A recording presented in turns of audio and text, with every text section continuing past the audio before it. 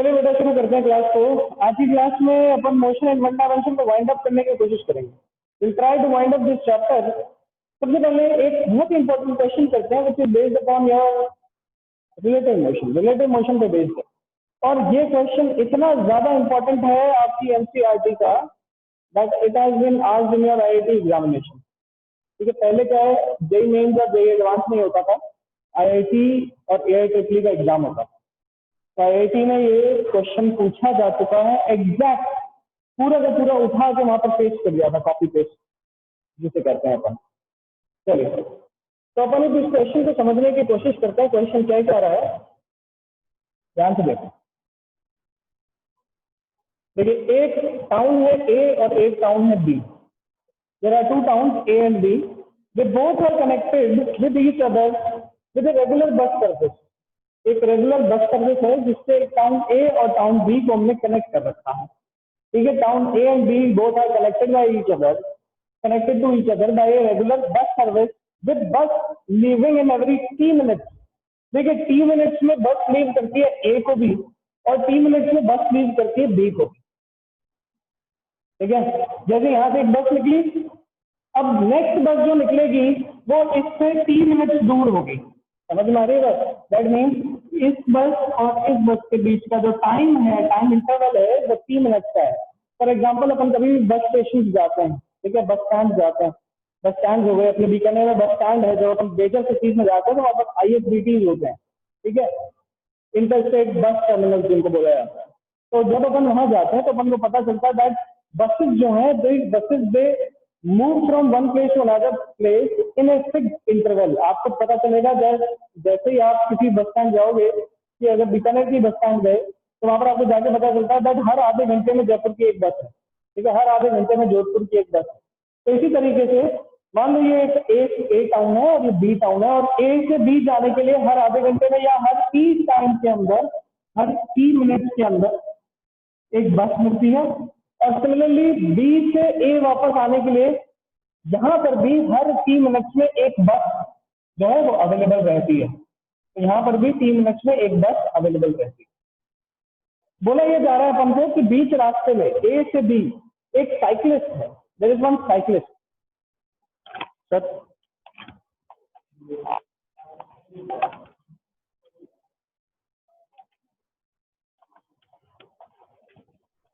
तो एक साइकिलिस्ट है जो कि ए से बी जा रहा है। तो ये अपन ने साइकिलिस्ट को यहाँ पर ड्रॉ कर दिया कुछ इस तरीके से, this is the cyclist.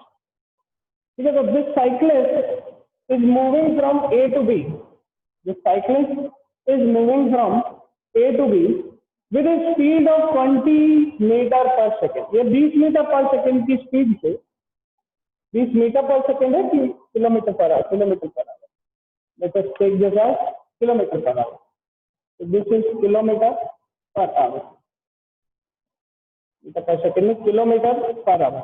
So the cyclist is moving from A town to B town with a speed of 20 kilometer per hour. 20 kilometre per our की स्पीड में A से B जा रहा है। इस साइकिलिस्ट को ऐसा दिखता है जब सामने से आने वाली जो बस है वो हर 6 मिनट में आती है। इस साइकिलिस्ट को ऐसा दिख रहा है कि एक बस जो अपोजिट डायरेक्शन से आ रही है तो हर 6 मिनट में इसको क्रॉस करके निकल जाती है, और एक बस जो पीछे से आ रही है वो हर 18 मिनट में, हर 18 मिनट में इसको क्रॉस करके निकलती है।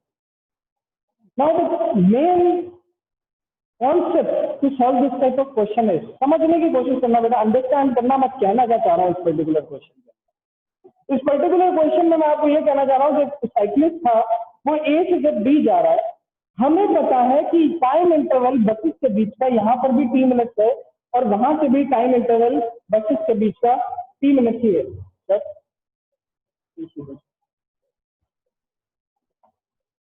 यहां से भी 3 मिनट का ही टाइम इंटरवल है, सामने से भी 3 मिनट का ही टाइम इंटरवल है। ध्यान से सुनो, बहुत इंपॉर्टेंट क्वेश्चन है, बार बार पूछा जाता है एग्जामिनेशन में और आपको इस चीज को ध्यान रखना है।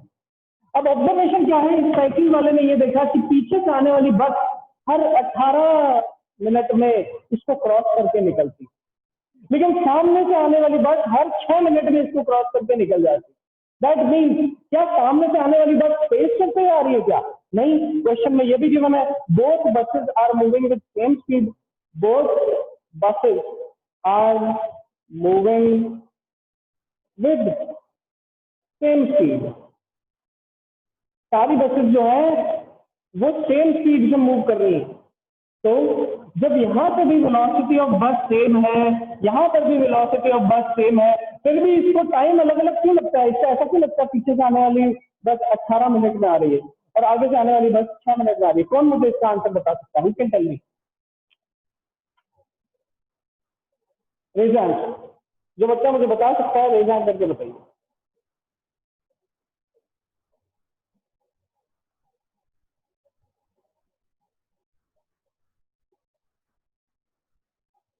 Yes, sure.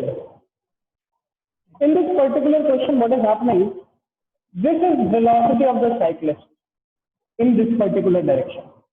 जब कोई बस सामने से आ रही होगी तो दैट बस is moving in the opposite direction, और अगर कोई बस ऑपोजिट डायरेक्शन में मूव करती आए तो रिलेटिव वेलोसिटी इज ऐड हो जाती है। तो मैं ऐसा लिख सकता हूँ, velocity in the opposite direction will be equal to velocity of bus plus velocity of cyclist. यहां तक मुझे समझ में आया। इसके बाद मैं एक और लाइन लिख सकता हूँ, velocity in the same direction can be written as velocity of bus minus velocity of cyclist. भाई मैंने सेम डायरेक्शन वाली वेलोसिटीज को सब्ट्रैक्ट क्यों किया? Because the relative velocity between two things in same direction is subtracted and in opposite direction is added. ये अपन पहले बात कर चुके हैं इन रिलेटिव मोशन वाले टॉपिक के अंदर। तो अपन ने जब रिलेटिव मोशन वाले टॉपिक के अंदर ये बात कर ली है तो वही चीज यहाँ पर अपन से देखी गई। चलिए अब ध्यान से देखो, तो ये मेरे पास अभी ऑपोजिट डायरेक्शन में वेलोसिटी और ये मेरे पास अभी सेम डायरेक्शन में वेलोसिटी। अब क्लियरली पता चल रहा है जो ऑपोजिट डायरेक्शन में रिलेटिव वेलोसिटी है that is more than the same direction relative velocity. That is why her 6 minute में इस साइकिल वाले को लगता है कि सामने से कोई बस आ रही है, और हर 18 मिनट में ऐसा लगता है कि पीछे से कोई बस जा रही है, क्योंकि पीछे से जो बस आ रही होगी इसके हिसाब से वो बस स्लोअर है और सामने से जो बस आ रही है इस साइक्लिस्ट के हिसाब से जो सामने से बस आ रही है that is moving faster velocity. फटाफट बताइए क्या यहाँ तक अपन को क्लियर हुई बात की हुई? फटाफट चलिए, फास्ट चलेगा, बिल्कुल सही बात। चलो अब ध्यान से देखो और समझने की कोशिश करो। रिलेटिव वेलोसिटी अपोजिट डायरेक्शन में एक दूसरे में ऐड हो गई, बट एक बस निकली बी से। ध्यान से समझने की कोशिश करना, बी से एक बस निकलती है, 30 मिनट चलती है विद ए कांस्टेंट स्पीड, उसके बाद दूसरी बस पीछे आ जाती है। तो मेरे को एक चीज सोच के बताओ, क्या ये जो बसेस हैं इन दोनों बसेस का जो बीच का डिस्टेंस है क्या ये सेम रहेगा? नहीं रहेगा, बिल्कुल सेम रहेगा। क्यों? क्योंकि मान लो आगे वाली बस निकलती है 100 किलोमीटर पर आवर की स्पीड से, ठीक है, तो पीछे वाली जो बस है वो ठीक आधे घंटे बाद 100 किलोमीटर पर आवर की स्पीड से निकलने की कोशिश करती है। तो इन दोनों के बीच का जो सेपरेशन है वो हमेशा और हमेशा कांस्टेंट रहता है, हमेशा और हमेशा कांस्टेंट रहता है, हमेशा और हमेशा कांस्टेंट रहता है। अरे बात है ना? तो यहाँ पर अपन को समझ में क्या आया? एक लाइन अपन लिख सकते हैं, द सेपरेशन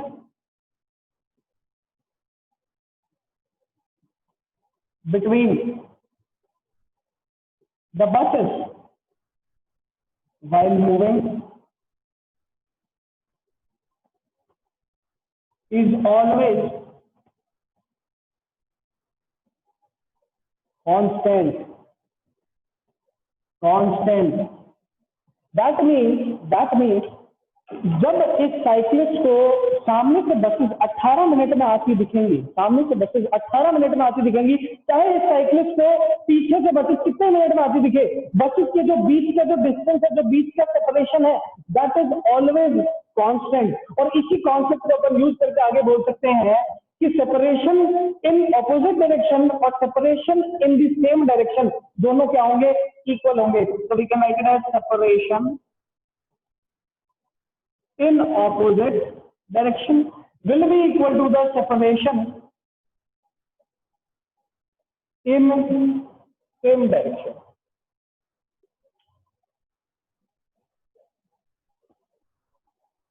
चलिए, तो सेपरेशन ऑपोजिट और सेपरेशन सेम डायरेक्शन में सेम है, दैट मीन्स इसका मतलब ये है कि ऑपोजिट डायरेक्शन में कितनी स्पीड से चल के आ रहा था, पहले तो देख लेते हैं वीबी प्लस वीसी, तो we can write it as VB plus VC. ये तो आ गई relative velocity in the opposite direction, और हर कितने मिनट में बस आती दिख रही है, तो हर 6 मिनट में बस आती दिख रही है, तो मल्टीप्लाई बाय 6।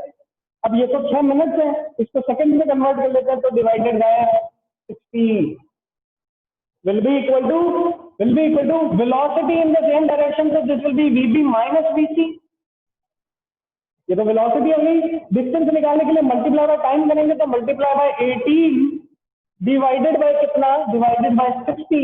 डिवाइडेड बाय 60 करने से क्या समझ में आया, डिवाइडेड बाय 60 मींस दैट कि हमने टाइम मिनट में जो था उसको सेकंड में कन्वर्ट कर लिया। अब ये 60 अल्टीमेटली कैंसिल हो रहा है, तो उससे कोई मुझे मतलब नहीं है। चलिए ध्यान से देखिए, अब जब मैं इस इक्वेशन को सॉल्व करूंगा, the equation become 6 time VB plus 6 times VC is equal to 18 times VB minus 18 times VC. Now calculate the value of velocity of bus and tell me what is the answer fast. फटाफट मुझे calculate करके बताइए और फटाफट। तो what we are doing, हम जानते हैं कि इस आदमी को हर 18 मिनट में पीछे से एक बस आती हुई दिखती है, तो we can write it as VB minus VC into 18 by 60। ये तो क्या आ गया, ये तो आ गया वो डिस्टेंस जो कि एक बस के बीच में और दूसरी बस के बीच में था, पीछे से डायरेक्शन से जो आ रही। ठीक है, अब यही टाइम इंटरवल अपन ऐसे भी निकाल सकते हैं, वेलोसिटी ऑफ बस इनटू टी करके। टी क्या है, दो बस के बीच का सेपरेशन का टाइम डिवाइडेड बाय 60। अब अपन यहां से जब कैलकुलेट करेंगे, इधर से जब कैलकुलेट करेंगे, तो मेरे पास फाइनल आंसर निकल के क्या आता है, this becomes 20 into 18 by 60 is equal to 40 into T by 60। ये 60 कैंसिल हो गया, this becomes 2 and this becomes 9। तो time interval between these two buses is 9 minutes.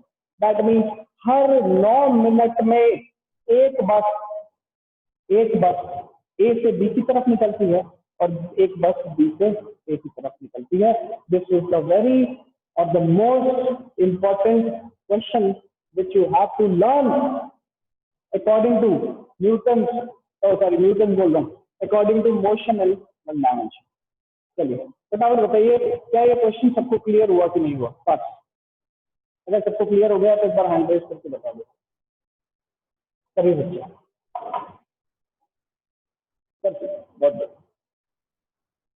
Motion under gravity भी अपन ने पिछली क्लासेस के अंदर देखा है। मोशन अंडर ग्रेविटी के अंदर कुछ क्वेश्चन और करेंगे, एक रिलेटिव वेलोसिटी का कॉन्सेप्ट और करेंगे उसके बाद।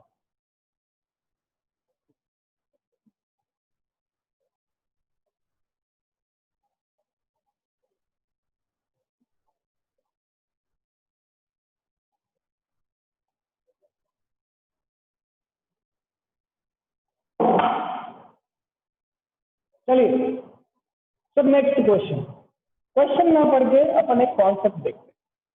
ध्यान से देखिए, अगर मेरे पास डिस्टेंस टाइम ग्राफ इस तरीके से है, this is the distance time graph, तो what can we conclude about this object? इस ऑब्जेक्ट के बारे में मैं क्या कंक्लूड कर सकता हूँ, कौन बता सकता है मुझे? Who can tell me what can I conclude about this object if the distance time graph is like this? ये तो A पार्ट है, B पार्ट भी देख लेते हैं। अगर मेरे पास डिस्टेंस टाइम ग्राफ कुछ इस तरीके से आ जाए, तो मैं ऑब्जेक्ट के बारे में क्या कंक्लूड कर सकता हूँ, फटाफट बताइए। और अगर मैं डिस्टेंस टाइम ग्राफ ये इस तरीके से आ जाए, तो मैं ऑब्जेक्ट के बारे में क्या कंक्लूड कर सकता हूँ? और चौथा ग्राफ एक और बना देते हैं, अगर डिस्टेंस टाइम ग्राफ ऐसे आ जाए, तो मैं ऑब्जेक्ट के बारे में क्या कंक्लूड करूंगा? चलिए फर्स्ट कौन बता सकता है? First graph, yes. क्या ये चीज सबको क्लियर हुई कि नहीं हुई कि इन ग्राफ को देख के कैसे अपन स्पीड एक्सेलरेशन के बारे में बात कर सकते हैं? फटाफट बताओ। स्पीड टाइम ग्राफ देखा है, sorry distance time graph, fast everyone ये बात पहले कर चुके हैं बेटा, अपन ग्राफ के अंदर ये सारी बातें अपन पहले कर चुके थे। बराबर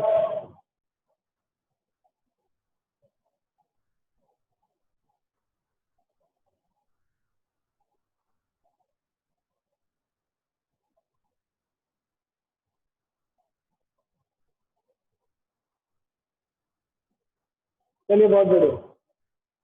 अब कुछ और ग्राफ देखते हैं। एक ग्राफ और बनाता हूँ, आप ही लोग बताएंगे कि उस ग्राफ से अपन क्या इंसर्ट कर सकते हैं। Yes, the graph is like this, distance and this is time and this is the graph. मुझे बताओ इस ग्राफ से क्या मतलब होगा? You can tell me. What do you mean by this type of graph? Distance दे रखा है, टाइम दे रखा है, बट मैंने ग्राफ को सीधा बना दिया एकदम वर्टिकली स्ट्रेट।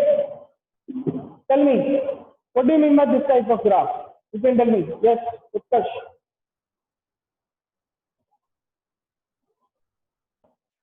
मेरे पास फिर से एक ग्राफ है, this graph, and in this particular graph आपको एक सेमी सर्कल दिख रहा है।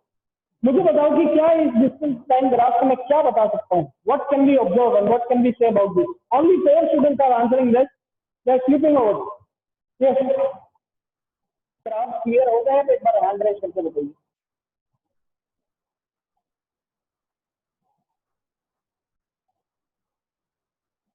Fast fast. चलिए, तो सबको ये ग्राफ क्लियर हुए हैं, तो चलिए इसी पे बेस्ड अपन एक क्वेश्चन करते हैं। आइए, जब ग्राफ क्लियर हो ही गए हैं तो एक क्वेश्चन भी कर लेते हैं। आओ देखो,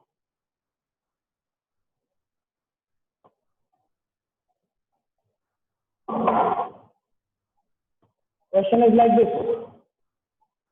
ये ऐसे एक ग्राफ दे रखा है, this is time and this is position. ये दूसरा ग्राफ दे रखा है ऐसे और ऐसे, ठीक है, इस तरीके से। This is the third graph like this, and this is the fourth graph like this.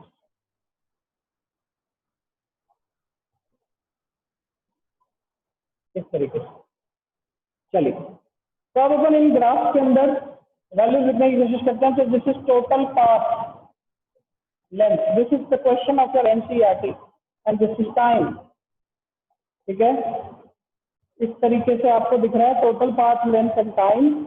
This can be taken as X and T, position and time. This can be taken as velocity and time. Now tell me which graph is possible and which graph is not possible? 4 graphs आपके पास given है, 4 graphs are given to you. My question is which graph is possible and which is not possible? A, B, C and D. This is your NCERT question. B portion मुझे बता दिया आपने कि चलिए तो possible है, लेकिन देखो यहाँ क्या लिखा है, टोटल पाथ लेंथ। और टोटल पाथ लेंथ क्या होता है? डिस्टेंस। और डिस्टेंस की अगर मैं बात करूं तो देखो एक पार्टिकल चल रहा है, टाइम बढ़ रहा है तो उसका डिस्टेंस भी बढ़ा, तो डिस्टेंस कभी कम हो जाता है क्या? जब पार्टिकल चला और फिर उसको अनडू कर सकता है? नहीं कर सकता ना, तो डिस्टेंस कम नहीं होगा।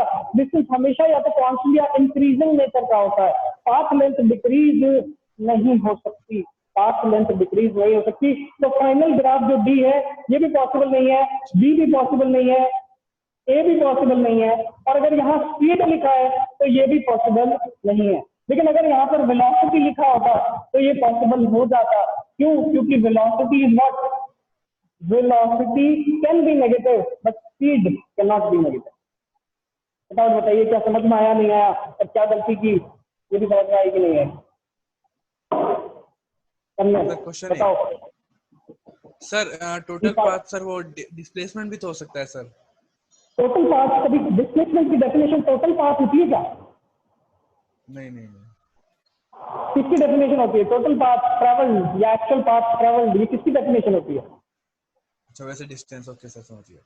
डिस्टेंस की होती है, तो ये डिस्टेंस है ना बेटा, ये तो लिख दिया है टोटल पाथ लेंथ, कंफ्यूज करने के लिए, जो कि तुम हो गए कंफ्यूज। समझ आई बात?